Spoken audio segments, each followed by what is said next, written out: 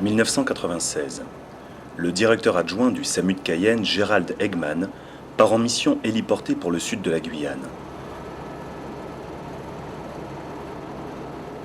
Face à lui, un violent orage l'oblige à modifier sa trajectoire.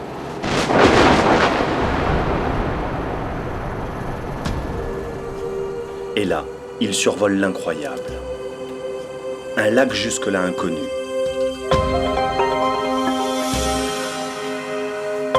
Surpris, il en oublie de noter les coordonnées GPS. Pendant 5 ans, il va tenter de retrouver ce lac perdu. Et un jour enfin, il le survole à nouveau.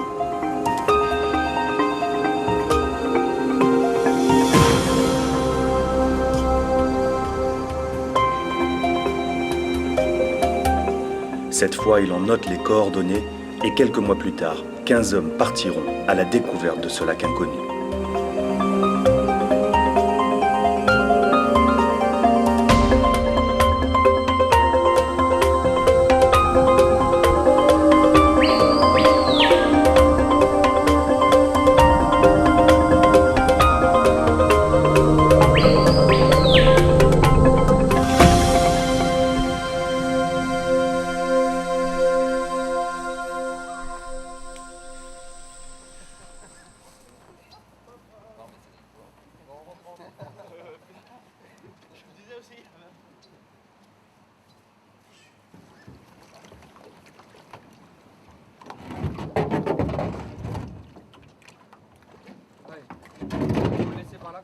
Les 15 personnes qui partent en octobre 2002 sont tous des habitués de ce genre de sortie.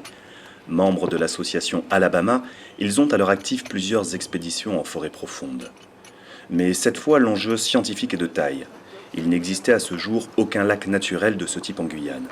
Et cette découverte peut aider les scientifiques à mieux connaître et à mieux comprendre l'histoire de la forêt amazonienne.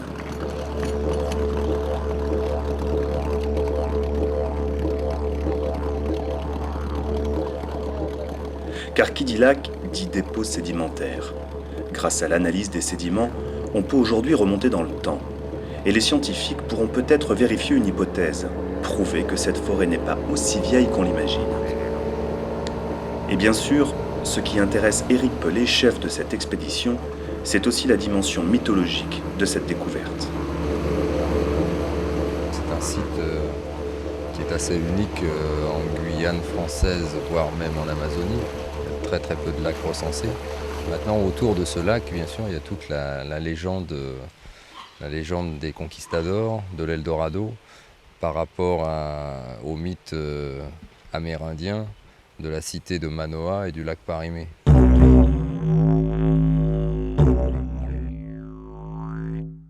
On part en plus de cela sur les traces d'une expédition qui, il y a plus de 500 ans, cherchait déjà ce lac nommé Parimé.